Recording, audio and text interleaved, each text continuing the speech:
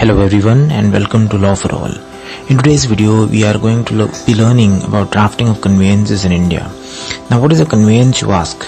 Well, conveyance in legal terms is an instrument transferring title of an object from one person or group of persons to another. Legal drafting or other drafting of conveyances requires good command over legal jargon and fine dexterity of complex expression. An extensive study of the law governing the particular conveyance is required in order to draft the said conveyance document effectively. Conveyancing, according to me, is the most important aspect of the legal profession, as a well-drafted instrument will do half the job of inviting a positive result in litigation. Unlike in England, there are no statutory provisions governing the drafting of conveyances in India, but drafting is generally done on commonly accepted paradigms laid down by legal draftsmen.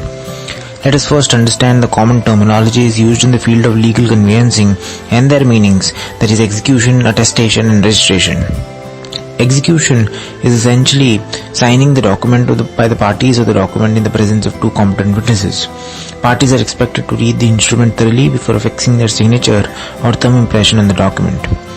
Attestation requires the law mandates that the instruments such as an agreement or deeds should be executed in the presence of two competent witnesses. The witnesses should be major in age and should be competent to enter into a legal contract, as they are parties to the said legal document. Needless to say that the witnesses are also required to affix their signatures or thumb impressions, as the case may be, on the instrument in question. Certain documents like affidavits, power of attorneys require an attestation by a notary public by placing their noting on the document signifying that the document is executed in their presence. Registration. Every document which purports to create, declare, assign, limit or extinguish, whether in the presence or in future, any right, title or interest, whether vested or contingent, upwards of 100 rupees in an immovable property requires a registration under the Indian Registration Act 1908.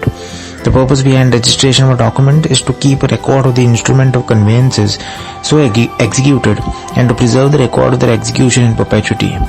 That is, everything is not lost if the original copy of the instrument is lost by its holder, as a certified copy can easily be obtained from the registering authority even after 50 years from its execution. Now let us understand the basic requirements of a deed of transfer. There are some basic requirements of an instrument of transfer. These requirements are generally to be incorporated in major deeds such as sale deeds, mortgage deeds, lease, exchange, gift deeds, etc. The first one is the nomenclature of the deed. Deed of sale, deed of gift or agreement of sale is generally the title used to describe the deed. If the instrument is a deed, the nomenclature should commence with the word deed. As in the case of an agreement, the word agreement should be used. Confusing names such as sale agreement deed or deed of sale agreement should be avoided. Second one being the date of execution. This deed of sale is executed on should be used.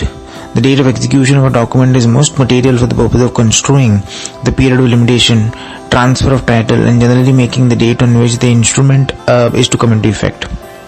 Parties to the deed. The name of the transferor should always be mentioned first and then the transferee. Where there is a confirming party, the developer of a previous right holder by virtue of an agreement, they should preferably be placed after the transferee. This helps the reader of the instrument to effectively follow through the instrument.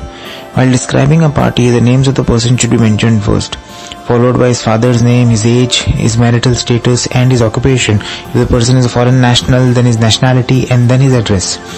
If it's a society or a company or a partnership firm, the names of the firm followed by the registered address and finally the name of the person representing the organization in the instrument. Recitals. Recitals are generally the statements that describe the history of the devolution of the property, that is the transfer of property. Recitals describe who is the original owner of the property was, if it was a joint property, when the segregation took place and by which instrument, etc. Recitals are generally introductory in nature and sometimes used to describe the kind and nature of right that has devolved upon the transferor. Recitals should generally be brief and precise so as to explain the flow of title upon the transferor and should not be unnecessarily elongated. Covenants. Covenant is a clause or an agreement whereby the parties of the instrument stipulate the obligations of parties to the instrument towards the other, or who is bound to do what or not to do and when, so to speak. The covenants may either be expressed or implied. Covenants should be drafted harmoniously with each other and should not overlap each other. Care should be taken to see that the covenants are not ambiguous and they are easy to interpret. Operative words. They differ in case of different kinds of transfer. In the case of sale, such operative words are used as are necessary to pass on the title of the subject property successfully onto the purchaser. Signature of the parties to the instrument. The instrument should conclude with the signatures of the parties to the instrument. In case of substantive deeds, it's safe practice to obtain the fingerprints of the parties to the instrument. In certain cases, the signature of certain parties may be done away with, provided that there is a proper justification to that effect. For example, the Transfer Property Act 1882 does not mandate the presence of signatures of the purchaser on the deed of sale. In case where the purchaser is unable to adduce his hands to the deed of sale due to unavoidable circumstances, the signature/thumb impression of the person can be dispensed with by adding a justified reason, such as, and whereas on the account of the purchaser's employment abroad, the purchaser is unable to adduce his hands to this deed. So if such a statement is added, the signature of the purchaser to that said deed can be dispensed with. So those were some of the basic requirements of an instrument of conveyance. An effective legal document can be drafted by giving due care and attention to the aforesaid factors. So this is pretty much it for what I have for you in this brief video. If you need more comprehensive knowledge on this topic, do check out the link to the book given in the description section below.